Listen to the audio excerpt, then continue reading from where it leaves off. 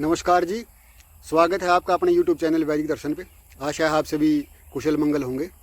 तो आज का विषय है कास, मतलब खांसी का। खांसी जो है एक महाव्याधि है और महाव्याधियों को उत्पन्न करने वाली भी है। महाव्याधि मतलब यानी कि बहुत कष्ट देने वाली व्याधि है, बहुत कष्टकारक है और इससे जो दूसरी जो बीमारियां उत्पन्न होती हैं वो भी बहुत कष्टकारक होती हैं। तो आज हम इसी के विषय में बात करेंगे। इससे पहले यदि किसी ने चैनल को सब्सक्राइब नहीं किया है तो वो चैनल को सब्सक्राइब कर ले और घंटी वाला बटन ज़रूर दबा ले ताकि हर वीडियो का नोटिफिकेशन जो है वो आप तक पहुंच सके। तो अब बात करते हैं कास के विषय में। आयुर्वेद के अनुसार जो है वो कांस 5 तरह की बताई गई, यानी कि कांस के जो खांसी के जो भेद किए हैं वो 5 प्रकार की खांसी बताई गई है। इसमें पहली खांसी है वातज, दूसरी खांसी है पित्तज और तीसरी खांसी है श्लेष्मिक यानी कि कफज, कफ से पैदा होने वाली। और जो चौथे नंबर पे आती है वो है क्षयज।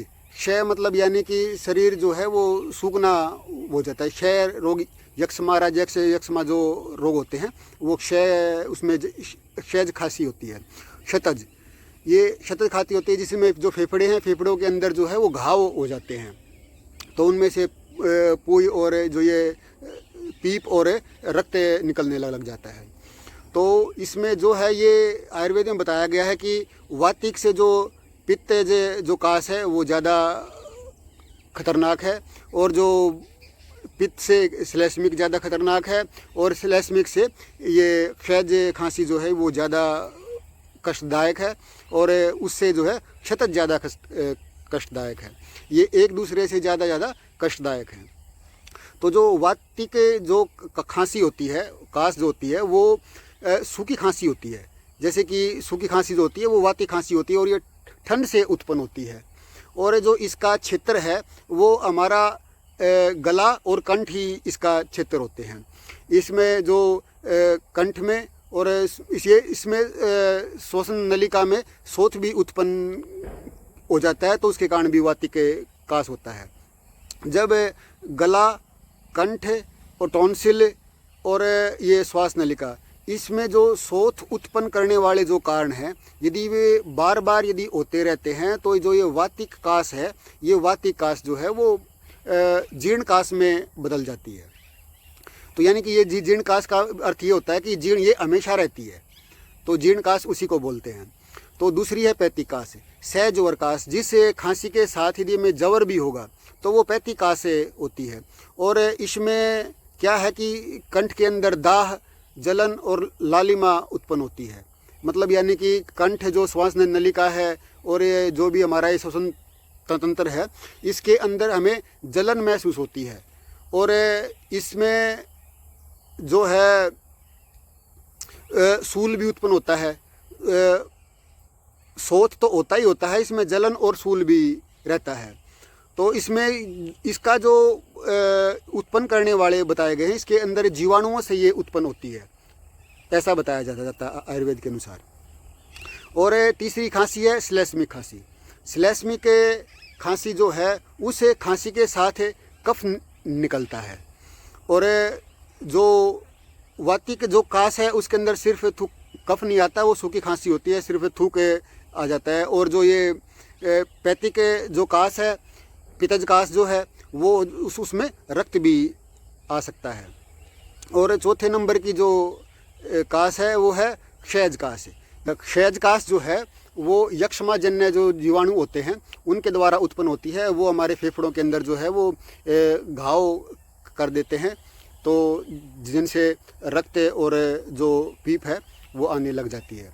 और जो क्षतज कास है, क्षतज कास जो है कोई भी दुर्बल व्यक्ति जब अपनी सामर्थ्य से अधिक ताकत लगा देता है तो उसके जो फेफड़े हैं ज़्यादा फूल जाते हैं और फेफड़े ज़्यादा फूलने के बाद वो अपनी प्राकृतिक स्थिति में वापस नहीं आ पाते, जिसके कारण से फेफड़ों के अंदर जो है रक्त वो हो जाता है और उसमें जीवाणु उत्पन्न हो जाते हैं जो उसके अंदर घाव उत्पन्न कर देते हैं, जिससे खांसी के साथ जो है वो रक्त और जो ये कफ और कफ के साथ पीप आनी स्टार्ट हो जाती है।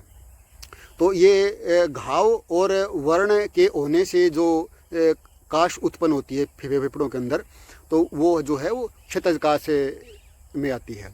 ये सारी की सारी जो खांसियां हैं, यदि ये लंबे समय तक यदि इनका इलाज ना किया जाए और लंबे समय तक ये रहें तो ये सारी की सारी जो खांसियां हैं वो जीर्ण हो जाती हैं। और जो क्षयजकास है और क्षतजकास है, इसको तो असाध्य कोटि में रखा गया है, क्योंकि ये जो है इनका बहुत सावधानी के साथ यदि उपचार किया जाए तभी ये ठीक होती हैं।